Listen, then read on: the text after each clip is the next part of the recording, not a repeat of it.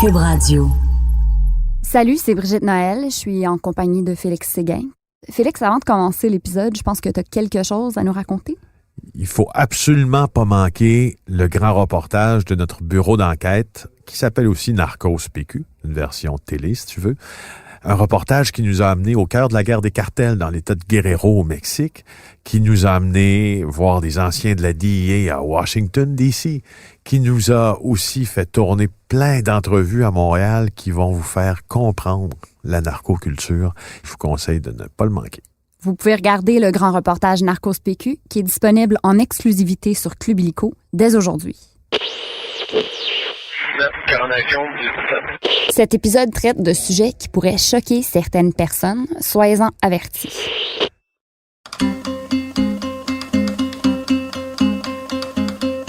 La dernière fois où on a effectué une saisie aussi importante d'héroïne, ça remonte à 2014. Alors, nouvelle saisie de drogue. 80 000 doses d'héroïne. Cette présence accrue de fentanyl. Les cartels de la drogue mexicains sont très bien implantés à Montréal.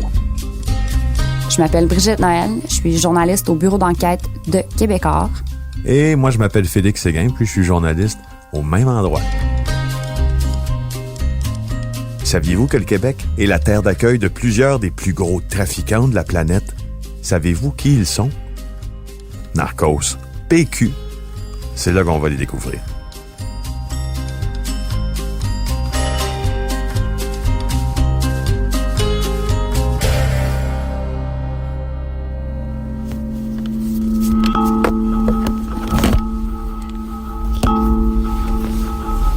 T'as pas de feu? Attends, j'en ai peut-être. J'en ai. Ça va. Tout d'abord, on vous amène au pénitencier fédéral de Donnacona. T'en as où? T'en as-tu ou t'en as pas? J'en ai. 7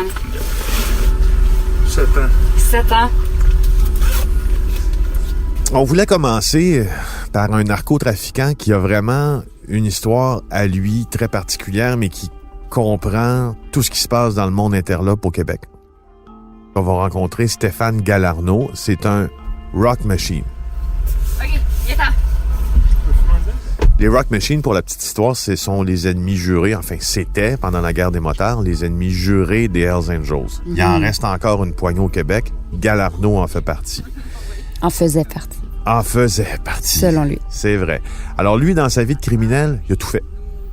Il a collecté des dettes d'extorsion lui-même. Il s'est promené au Mexique avec des dizaines de milliers de dollars pour amener ça au cartel. Il a vendu de la drogue. Il en a probablement consommé aussi. Bref, c'est probablement l'incursion la plus réaliste, honnête et franche il m'a été donné d'entendre en interviewant Stéphane Galarneau. C'est toi, Félix, qui m'avais appelé le soir d'avant pour me demander d'aller chercher Stéphane, qui sortait tout juste de prison. Merci. De rien. C'est quand même toute une commande, hein, quand tu te fais appeler pour ça. Qu'est-ce que tu fais demain matin? Va donc à Donnacona chercher un gars qui sort d'une sentence pour avoir trafiqué des dizaines de milliers de comprimés de méthamphétamine. Vas-y donc, allez. Fait que je suis allée avec plaisir. Puis Donnacona, pour ceux qui ne le savent pas, c'est un pénitencier fédéral. C'est à 30 minutes de Québec. Puis c'est un immense complexe très à l'écart. C'est un peu caché au milieu de champs agricoles. Tu peux même pas y aller avec Google Maps, mettons. C'est tough en dedans, en plus. Ouais. Des grosses sentences là-bas. Le petit chemin qui mène au pénitencier est particulièrement lugubre. Tu sais, ça dit pas de caméra. T'as vraiment l'impression que t'as pas le droit d'être là. Nous, on arrive, puis Stéphane est déjà dehors, dans la neige, avec son sac, flanqué par du personnel correctionnel. Je pense qu'il avait l'air tellement content de nous voir, de quitter les lieux. Puis la première chose qu'il voulait faire, c'était fumer une smoke. Moi, je comprends qu'il fumait comme un damné parce que, dans le fond, Galarneau, il a 42 ans. Il a passé 18 ans sur 42 en prison. Donc, si tu comptes son enfance, ce que ça nous dit, c'est qu'il a commencé à faire des sentences dès son tout jeune âge. C'est un jeune contrevenant. Après ça, il a été sentencé quand il était adulte. Donc, c'est plus que la moitié de sa vie utile qu'il a passé en prison, là. Parce que tu peux pas être en prison à partir de 0 année. Ils veulent avoir des photos de moi quand je suis jeune. En as-tu ça? C'est où déjà? Les photos. Et là, il y a une petite vie rangée. Il habite maintenant avec sa maman. Il dit que c'est un peu comme un retour à l'adolescence, à la vie familiale et que maintenant, il a vraiment tourné la page sur sa vie criminelle. Puis il dit que la raison pour laquelle il a accepté de nous raconter ses histoires, ben c'est qu'il veut servir de modèle. Il veut décourager les jeunes ou tout le monde vraiment de prendre la même route que lui. Je dirais même qu'il semble être un homme repentant, mais il faut se dire que c'est un homme qui a eu un discours semblable jadis, qui a eu beaucoup de récidives quand même. Et c'est donc à prendre avec un grain de sel. De l'avoir avec vous, là, regarder les albums comme ça.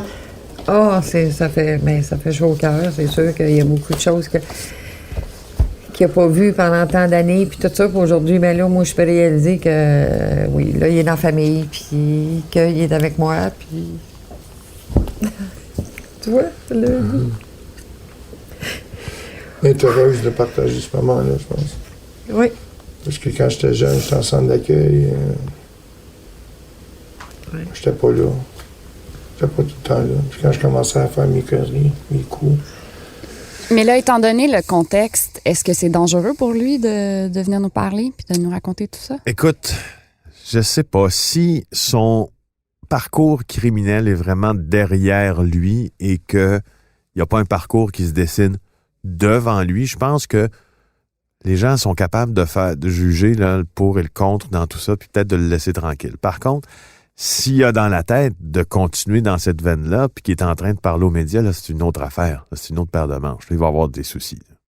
On est allé faire un tour de char pour jaser en privé. Puis il m'a raconté une foule d'anecdotes. Je vous avertis, il y en a qui sont choquantes, d'autres sont absolument dégoûtantes. Et il faut noter qu'on n'est pas en mesure de vérifier toutes ces allégations. Ça, c'est important. Oui, parce que souvent, là, les criminels, surtout ceux qui ont eu des grandes carrières criminelles, ils vivent dans deux choses. L'exagération parce qu'ils sont vaniteux et le mensonge parce qu'ils veulent pas se faire pogner.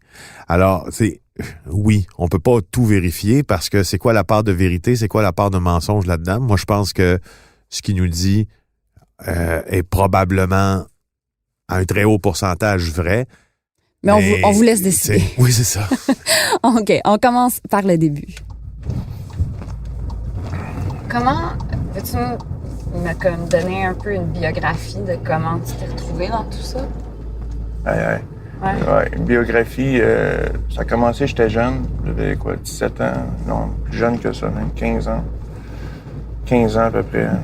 Mais ça commence jeune, tu sais, j'ai fait du centre d'accueil de 7 à 18 ans. D'un foyer à l'autre, puis tu sais, ma mère travaillait beaucoup, mon père était absent, il était pas présent, il était camionneur, puis tout ça.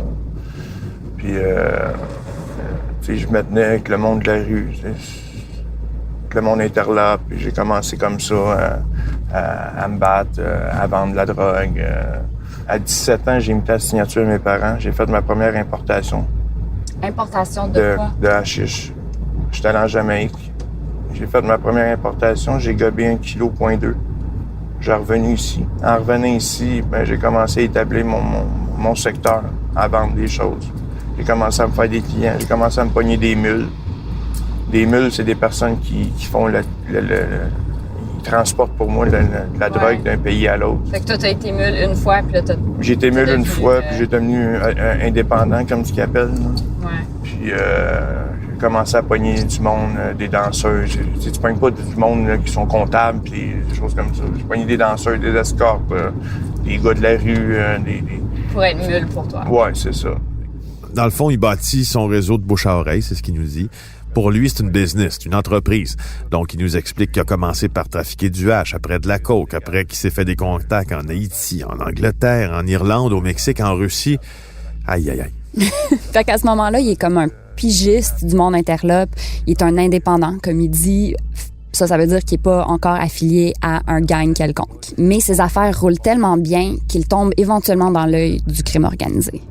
J'ai su monter les échelons, puis j'ai su être hang-around. Après, j'ai monté prospect, puis après ça, j'ai monté full patch, truck machine, membre en règle, à part entière.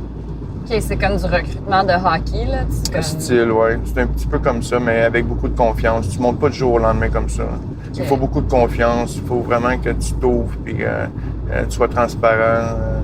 Tu as une assurance vie là-bas. C'est vraiment une business. Ouais. T'as une assurance vie? Oui, t'as une assurance vie là-bas qui couvre tes frais de funéraires si tu décèdes. C'est une assurance vie de 50 000 $. Mais il n'a pas voulu me dire avec quelle compagnie d'assurance il faisait affaire. Je lui ai demandé sans succès. Est-ce que tu savais toi, que les moteurs étaient organisés à ce point-là? Oui. Je te dis pourquoi? Ouais. Oui. Oui, C'est pour oui. ça que je te pose la question. C'est parce que dans toutes les conventions, exemple de clubs, là, les chartes des clubs, exemple les Hells Angels, pour prendre un exemple qu'on connaît tous. bien puis que moi je connais, ils doivent contracter une assurance vie dont le bénéficiaire est le club. Bon, ben, je veux dire, ça permet de payer plein d'affaires quand tu décèdes. Ça permet aussi d'engraisser la caisse du club que le trésorier va gérer. C'est comme ça. Ça a toujours été comme ça. Mais les Ça va familles rester ont comme rien? ça. Ben, ils peuvent prendre 2 assurances vie. OK, ouais. Donc, faut savoir une chose. Ils ont tous des fronts. Donc, peut dire qu'il est menuisier parce que l'assureur va lui demander qu'est-ce que tu fais comme travail. C'est sûr que s'il dit, ben écoute, moi je fais partie des Hells Angels, puis la semaine passée on en a tué 2, puis la semaine prochaine, je sais pas si c'est moi qui va se faire tuer, pas sûr que tu aies une assurance vie, right? Donc, ils ont des fronts, donc ils peuvent dire, ben moi je suis menuisier, c'est ça que je fais dans la vie. Puis voilà, tu sais, je suis en bonne santé. Fascinant. OK, on retourne à son initiation. All right. Mais, fait que parle-moi de ton initiation, si tu veux, avec les Rock Machines. Comment ça s'est... Ben, c'est comme ça. À un moment donné, je suis arrivé dans un bar, puis tout ça, puis que les gars ont venu me parler, puis on dit, comme ça, tu es capable de rouler la neige, puis tout ça. Je dis, ouais, je suis un bon déneigeur. Puis tu sais que les Rock Machines sont implantées à travers le monde, pareil. Le monde n'en parle pas, mais on a des chapitres un peu partout dans le monde. Ouais. Fait que ça m'a demandé si j'étais capable d'amener des paquets en Russie puis en Hollande, où il y a des chapitres là-bas. J'ai dit que oui, j'étais capable. Tu as réussi. J'ai réussi à amener 70 kilos en Russie. Ça, c'est qu'est-ce qui m'a fait valoir mes patchs. Là. Fait que ça, c'est le genre d'épreuve que tu dois faire pour te mériter des patchs. Oui, il y a certaines autres épreuves. Il y en a qui font que c'est plus le crime dur, la violence. Moi, je suis contre la violence. Je n'ai pas été prompt pour ça, là, ben. Parce que la violence, ça amène aucun business, amène aucun argent. Ça fait juste amener de la merde puis de la prison 3/4 du temps. C'était comment le feeling de mettre ton jacket pour la première fois? La première fois que j'ai mis mon jacket, c'était comme se sentir comme Batman ou Superman. Ouais. Tu sais, c'est comme... je suis intouchable. Tu vois? Tu sais, je peux te dire, tu le crois puis tu le crois pas. Tu sais, c'est tellement travaillé pour, puis un coup que tu l'as, tu le sais rien que ça. Tu comprends ce que je veux dire, tu sais? Ouais. Puis d'un autre côté, c'est comme... il n'y a pas personne qui va m'atteindre, tu sais. Pourquoi je me suis affilié, puis pourquoi j'ai devenu moteur? Parce que j'avais une famille. Ma famille m'aime, puis je l'aime au bout, tu comprends? Mais c'est comme, j'avais une famille dans la rue, tu comprends?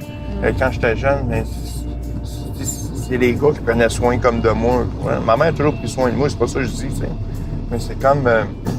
c'est d'un autre côté, tu sais, c'est comme des brothers, tu sais, c'est Un besoin d'appartenance. C'est un besoin d'appartenance. Et puis la peau du gain est fort, tu sais.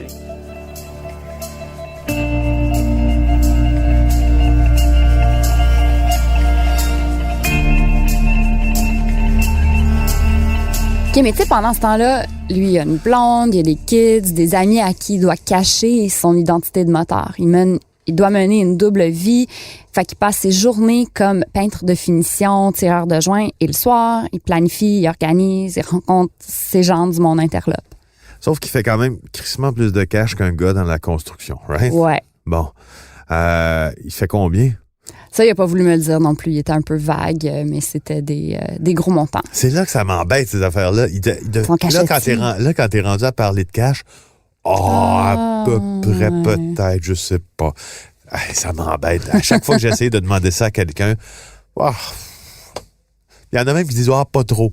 Mais tu sais, pas trop, je sais pas, là. Je sais pas c'est quoi leur pas trop de cash, mais quand tu te promènes en Ferrari... C'est plus que non pas trop de cash. C'est plus que non pas trop de cash à nous autres. Puis, OK, puis il y a aussi l'affaire, il est tout le temps parti en voyage. Fait que comment il cache ça à sa blonde, à ses amis? Il vit des aventures assez hors de l'ordinaire. On va le laisser nous le raconter. Quelle sorte de choses t'as vu pendant tes années dans ce monde-là? Il y a beaucoup de choses. Beaucoup. Je suis allé en Haïti, je suis allé donner 425 000 au président Jean Aristide dans le temps qu'il était président d'Haïti. Pourquoi? Je te dis tellement que c'était parce qu'il était corrompu, c'était lui qu'il fallait donner l'argent. Parce que tous les détournements de containers, il y avait un pourcentage d'argent qu'il fallait donner au président Aristide. Fait que l'argent, j'allais le donner au président Jean Aristide. En main propre. Dans la même maison que lui, oui. OK. Mais pas à lui. Pas à lui, mais à son... comme un conseiller presse, comme OK. style. Mais j'hébergeais dans sa demeure. Je l'ai vu, j'y ai donné la main. J'ai parlé avec lui. Fait que t'es certain que c'était à lui. Ah, c'est à 100%. OK. Bon, lumière rouge, boum, boum, ça scintille, ça s'allume 3 fois, bip, bip, bip, bip. Moi, là, que Stéphane Galarno est allé donner quasiment 1/2 million au président Aristide, c'est un peu fort de café. Mais en même temps, Aristide, ça pas fait l'homme le des années que les médias documentent à quel point il a vidé le pays de son argent en prenant les paiements de la corruption dans ses poches. Donc, est-ce qu'Aristide a été corrompu? Ça, je pense que c'est un état de fait. Mm-hmm. Est-ce que Galarno a corrompu Aristide? Ça, c'est une autre affaire.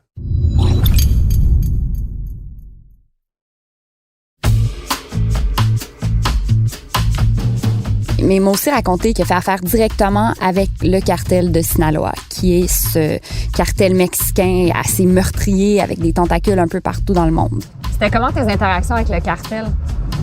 C'était difficile. La première fois, j'ai eu peur. Quand tu arrives au Mexique, tu as les lumières vertes.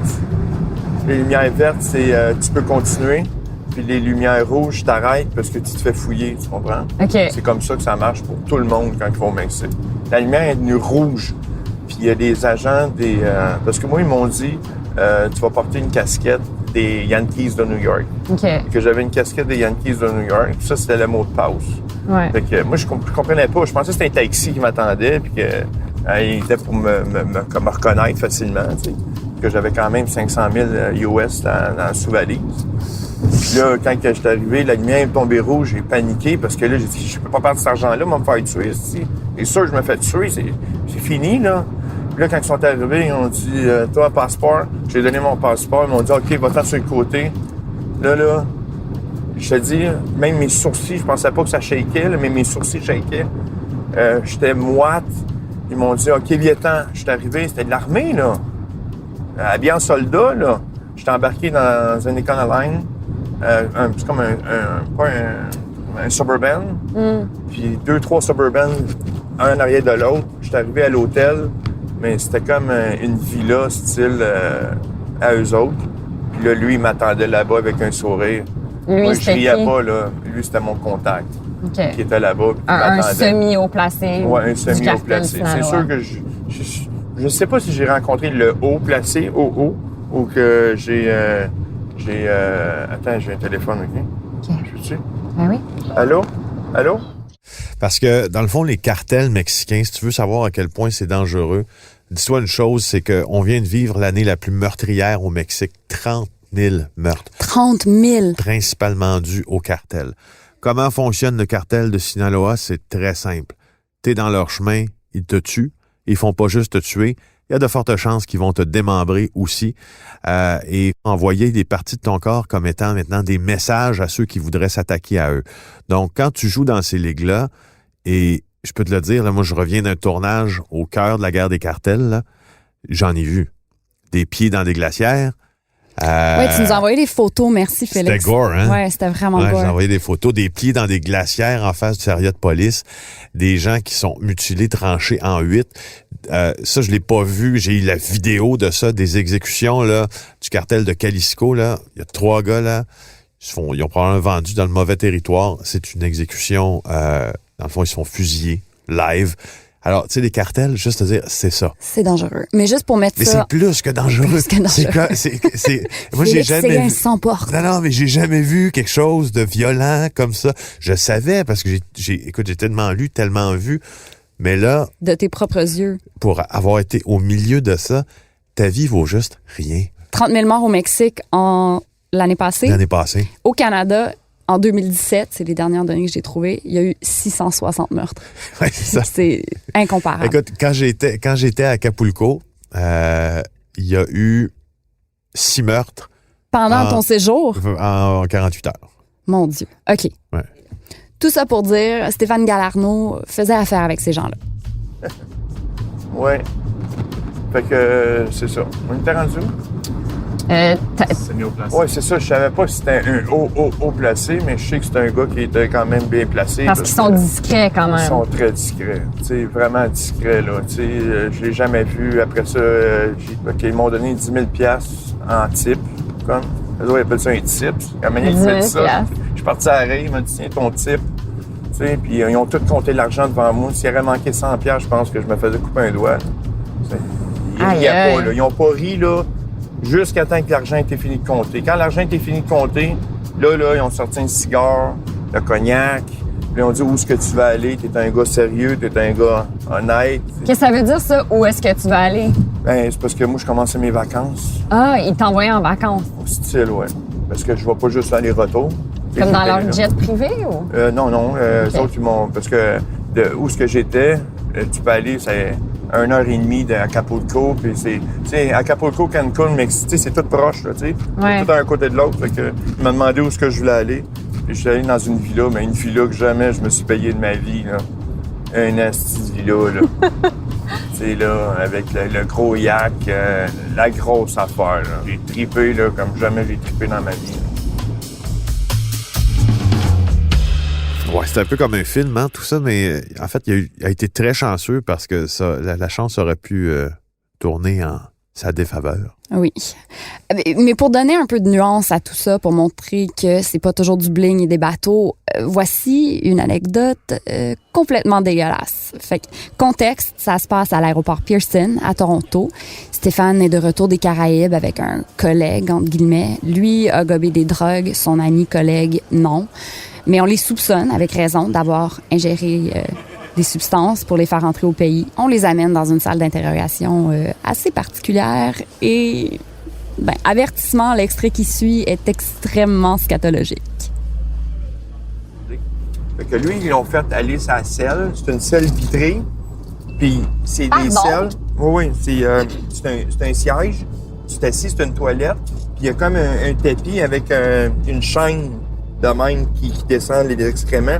Puis ils ont deux mains de même, puis ils frottent le caca pour voir s'il n'y a pas de... Quoi? J'ai jamais entendu parler de ça. C'est donc bien dégueulasse, la pire job. Je te jure, Fait que ces gens-là fouillent du caca. Oui, il y a du caca dans Toi, tu fais caca devant tout le monde. Devant eux autres, oui. Arc. Je te jure. Comme tu as vu cette machine-là, là, c'est pas une légende urbaine? Ah, je l'ai vu. Oh, je l'ai vu. À Person, il y a la machine. Il a la machine. Lui, il est allé. Là, après ça, moi, je suis allé. Je dis non, je suis pas capable. Mais moi, en m'assisant, j'avais comme mes doigts, mais je la sentais, la ballonne qui était sur le bord de tomber, là. Ouais. Puis que là, moi, je dis, je suis pas capable. Là, c'est ça, faire chier le monde. Puis là, je pète une coche. Tabarnak, vous êtes pas humains, asti. Pourquoi faire ça? Là, moi, je joue le jeu, là, tu comprends, là. Je dis, hey, je les connais pas, eux autres, moi, tabarnak. C'est pas de ma faute, j'ai acheté des billets après eux autres. Et en tout cas, là, l'autre, il est allé aux toilettes, mais il a chié, mais un asti de tas. Moi, quand j'ai passé les vitres, là, en entour, là, pour regarder, ils sont bien bibés de marde, là. Il a chié, là, en flux, là, tu sais. Moi, j'étais crampé. Il a ouvert ma porte, il a dit, mon billet d'avion. Il dit, tiens, ah ouais, des câlisses, des crises d'ici, ah ouais, 12 ans. Aïe, le gars, il m'a sauvé la vie. Ah! Écoute, moi, ce qui se passe à l'intérieur du corps des gens, là, ça me... J'ai pas tendance à lier ça au sujet de narcotrafic, alors que, tu sais, dans le fond, au fond, c'est une réalité très lié, présente, c'est toujours lié au narcotrafic. Tu sais, ceux qui commencent, ben souvent, ça se passe à l'intérieur.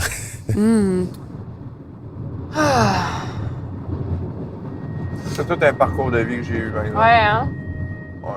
Il y a beaucoup de psychologie derrière tout ça, de théâtre même, je dirais, parce qu'il faut savoir comment agir, oui, avec les douaniers, mais aussi comment se comporter quand on fait affaire avec les plus grosses organisations criminelles du monde. Genre même quand Stéphane se retrouvait dans des situations complètement dingues, il devait rester calme et cool. C'était pas des voyages touristiques. Ouais. C'est quoi la chose la plus fucked up que t'as vue? La plus fucked up, c'est quand je suis arrivé au Mexique que je t'ai compté. L'autre, c'est quand j'ai vu 110 arpents de potes en Jamaïque. Je suis arrivé, mon contact m'a amené, il m'a mis une tuque sur la tête. J'ai fait une demi-heure de voiture dans un champ. Je suis allé voir un champ de cannabis, là, comment ils produisent le hash, puis comment ils font le hash, la plantaison. Puis quand j'étais allé au Mexique, une fois, ils m'ont emmené dans les montagnes, puis j'ai vu comment ils fabriquaient la cocaïne. C'est malade, là. C'est malade, là. C'est comment? Ah, c'est fou, là. Ils sont malades, là. Ils sont en brossière et en caleçon, là, comme dans les films, là, pour quand ils font la cocaïne, puis ils ont une sous blanc, là. Et vraiment, là, puis la cocaïne, là, comment qu'elle produisent avec du nafta, puis c'est capoté, là. Ils ont des produits chimiques, c'est malade, là. C'est des affaires que vraiment... moi, ça m'intriguait, j'étais un curieux. Je voulais savoir comment, c'est quoi, c'est... Quasiment, la personne qui était avec moi, à un moment donné, m'a donné un coup de coude. OK, ferme ta gueule, on va se faire tuer, là. Pourquoi ferme ta gueule? Comme droit à trop de savoir, questions, là, esti, là, des curieux, là, ils vont penser qu'on est des doubles, esti. Mais après avoir vu ça, t'en mettrais-tu dans ton nez, là? Non. Non?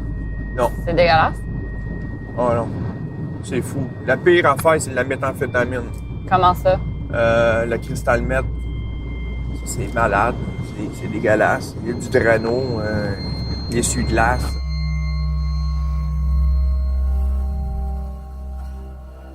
Bon, faut faire la lumière un peu sur le passé carcéral de Stéphane Galarneau puis son passé criminel, parce que quand on dit qu'il a passé la moitié de sa vie utile en prison, c'est vrai.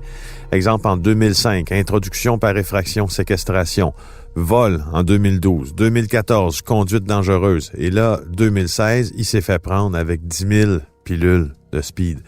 Donc, c'est juste pour te montrer que c'est vraiment, quand on dit un criminel endurci, un criminel de carrière, il y a un parcours carcéral à travers ça. Lui, il est quasiment plus habitué de vivre enfermé que de vivre dehors. Mais il se décrivait comme carcéral. Il dit que ça devient un état d'âme à un moment donné. Exact. Mais même en prison, il était pas toujours sage. Il m'a décrit comment le commerce continuait par drone. Mais les drones, là, c'est la fléau, là. Ouais, hein? Ils ont fermé les cours, là, de Dona, là. Il y a trop de drones. J'avais une équipe, j'avais un téléphone cellulaire en dedans. Que moi, je passais ma commande à la personne dehors. La personne dehors, elle mettait le stock que je disais. J'apportais ça à la personne X. Ça passait tout par GPS. Je le voyais en 3G live. Je le voyais dropper. Là, je flashais ma lumière. Quand je flashais ma lumière, le drone, il droppait. Les gars, ils se tassaient tout. Je mettais une sandale à terre, là. Un pied de la sandale, le paquet tombait. T'sais, en 2016, alors qu'il venait tout juste de sortir de prison, il est toujours en libération conditionnelle, il se fait pincer encore. Est-ce qu'on peut parler de cette histoire-là parce que tu venais de sortir de prison? Oui. Quoi, 3 jours plus tard, t'as été arrêté? Oui, c'est une personne qui est supposément un frère. Ça veut dire une personne de ma patrie, qui était proche de moi. Un rock machine. Oui, qui me dit, écoute, j'aimerais ça que tu m'amènes des pilules, tu comprends, puis tout ça. Puis moi, j'ai la main facile, tu comprends? Là-dedans, t'as la main facile, tu peux avoir ce que tu veux rapidement en claquement de doigts. Fait qu'il dit, amène-moi 12 000 pilules ouais, de il dit, speed. j'aimerais ça avoir 12 000 pilules, tu sais. J'ai dit, OK, c'est correct, tu sais, ça me tente pas. Il dit, inquiète-toi pas, le frein, garde, c'est pour moi, esti, viens me le porter, il n'y a pas de trouble avec ça. 1 heure avant, il dit, je serai pas capable d'être là, tu sais. Je suis pas en tout, man, le gros, mais inquiète-toi pas, je t'envoie mon gars, puis c'est infiable. T'es sûr, le gros, là? T'es sûr, mon frère? Oui, pas de trouble, mais inquiète-toi pas, si, pas de trouble, il y a l'argent, tout, pas de trouble, parfait. Pas toujours me souvenir, c'était 10 300 $, qu'il me donne, t'sais. J'étais avec ma blonde, j'étais au Saint-Hubert, j'attendais. Puis, à un moment donné, un texto, tout, c'est bon, je vais être un peu en retard, c'est correct. Puis, pendant ce temps-là, mais l'agent double, que je savais pas que c'était un agent double, est arrivé dans le restaurant. Puis là, il m'a dit, ouais, salut, c'est moi. OK, c'est bon, ouais. Puis qu'est-ce qui m'a alerté un petit peu, c'est quand que j'ai présenté ma blonde n'a dit jamais son nom, tu sais, elle a comme eu un instinct. Puis elle a dit, moi, c'est Madame Cherry, tu sais. Puis là, il a dit, bonjour, Madame Cherry. Un gars du milieu dit jamais bonjour, puis donne jamais la main à la blonde d'un membre. Qu'est-ce qu'un gars du milieu aurait fait? Tu sais, salut.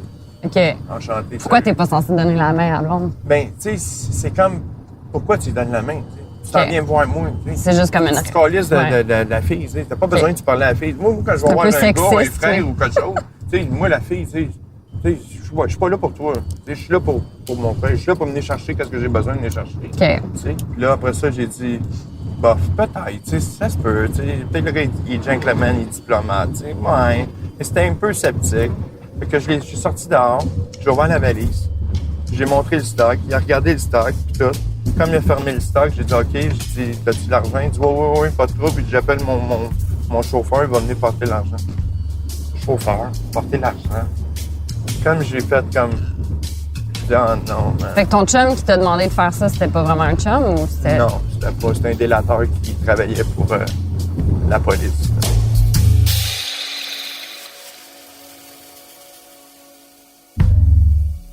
Alors, tu sais, il s'est fait prendre assez facilement, mon Stéphane, dans ça, là. C'est un criminel de carrière.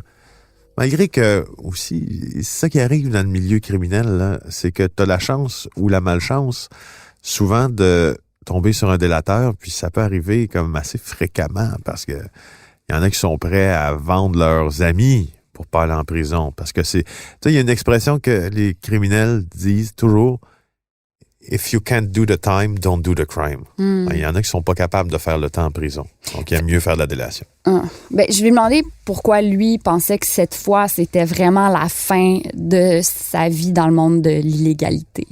Mais là, est-ce que t'as peur de retomber là-dedans maintenant? Comme, me semble que ça a été facile de te convaincre quand t'as fait les pilules, ouais. Comme si quelqu'un t'appelait genre demain pour la même chose. Je veux rien savoir. Non? C'est fini. Cette shot-là, c'est plate, mais c'est un mal pour un bien, parce que c'est cette shot-là qui m'a fait comme dire, OK, c'est assez. Tu sais, ma famille est tannée de me voir en dedans, tu sais. Ouais. Elle est écœurée de me voir dans ce milieu-là. Elle est tannée, tu sais. Oui, il y a des moments de gloire, mais il y a beaucoup de moments sombres, tu sais, dans ce milieu-là. Puis je suis tanné. Je suis tanné de regarder au-dessus de mon épaule, voir s'il n'y a pas quelqu'un qui va me viser avec un gun, ou si la police vient pas m'arrêter pour X ou telle raison que j'ai faite, ou je suis écœuré de ce monde-là. Je suis tanné de cette vie-là. Tu sais, j'ai vraiment fait le pas en 2013, le 26 décembre 2013 exactement. J'étais dans ma cellule, puis mon gars, il me parlait plus. Mon plus vieux, il me parlait plus. Il a quel âge, ton plus vieux? Il avait 23 ans. Il me parlait plus parce qu'il disait, « Papa, tu me dis à moi de suivre le chemin droit toute ma vie. » Puis j'apprends par les journaux, parce que quand je me suis fait arrêter pour une transaction de 12 000 méthamphétamines, j'ai passé dans le journal. Ouais. Puis c'est là qu'ils ont dévoilé que j'étais un membre en règle. Ça, c'était inconnu avant? C'était inconnu.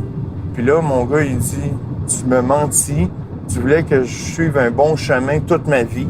Puis toi, t'es un membre en règle. » Il l'a comme pas accepté. Ouais.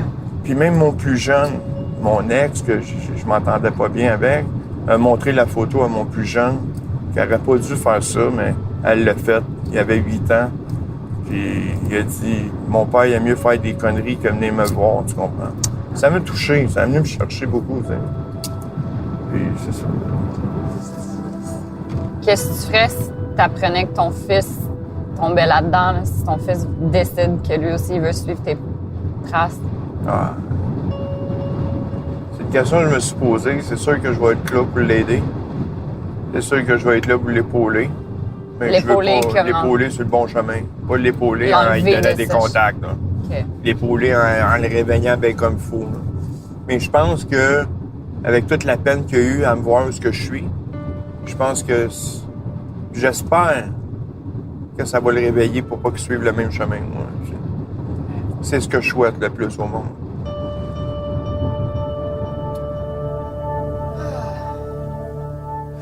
Bon, la réinsertion. Moi, c'est un concept qui est assez abstrait pour moi. Comment tu vois ta réinsertion? Comment tu peux prétendre amener une vie comme normale en absence d'un milieu qui te faisait faire de l'argent comme de l'eau, là? Vraiment, c'est un challenge de tous les instants. Pour moi, j'imagine que ça va être difficile pour lui. Mais tu sais, faire une entrevue avec les médias, c'est une façon un peu dramatique de claquer la porte. Puis je voulais savoir si ça le mettait en danger. Faire cette entrevue-là, c'est comme tourner la page. Ouais. T'sais, après, là, c'est fini. Est-ce que tu penses que ça va fâcher des gens, t'entendre parler comme ça? J'ai pas incriminé personne. J'ai pas parlé de personne. C'était mon but premier de pas pointer personne, tu sais. Pas nommer de nom, pas rien. Juste raconter l'histoire de ma vie un peu, tu sais. Ben, moi, il y a une chose que je pense là-dedans, puis, tu sais, c'est très engageant de faire une entrevue avec nous autres comme ça, parce que, au fond, ce qu'il fait, c'est que il s'engage à un très large groupe, un large auditoire à suivre le bon chemin. Peut-être que ce qu'on est en train de faire là avec lui, ça va lui mettre une pression supplémentaire en disant, ben là, c'est pas juste à mon agent de libération que je l'ai dit, là. Je l'ai dit à Brigitte, je l'ai dit à Félix, puis là, guess what? Maintenant, je l'ai dit sur Narcos PQ. T'sais. La chose la plus importante, c'est que je veux faire passer le message que la criminalité, c'est pas un chemin. C'est pas un chemin pour la réussite. C'est pas le chemin le plus facile pour gagner sa vie, tu comprends? Mais je peux dire, c'est le show, tu comprends? C'est un show, tu comprends? Ce que je veux dire, c'est ça que c'est, tu sais. Mais c'est pas un chemin à prendre, tu sais. Chaque personne, chaque jeune, il faut qu'il comprenne que c'est pas un chemin à prendre. Tu sais, j'ai vécu riche, j'ai vécu au sommet, au top, puis j'ai vécu vraiment, là, en mangeant des toasts avec du beurre puis du sucre, là, tu sais, pour me nourrir, là, tu sais. J'ai vécu les deux paliers. Moi, je dirais, là, j'aime mieux être pauvre qu'être riche. Parce que pauvre, t'es heureux pareil, tu sais. T'as ta famille, tu sais, l'amour, là, t'es pas obligé d'être millionnaire d'avoir l'amour, tu comprends? T'sais, j'ai une conjointe là, qui m'aime, qui tient à moi, j'ai une famille qui m'aime. T'sais, là, c'est différent parce que là, je le fais pas pour les autres. Là, je le fais pour moi. C'est pour moi que je le fais, là, pour la première fois de ma vie. T'sais.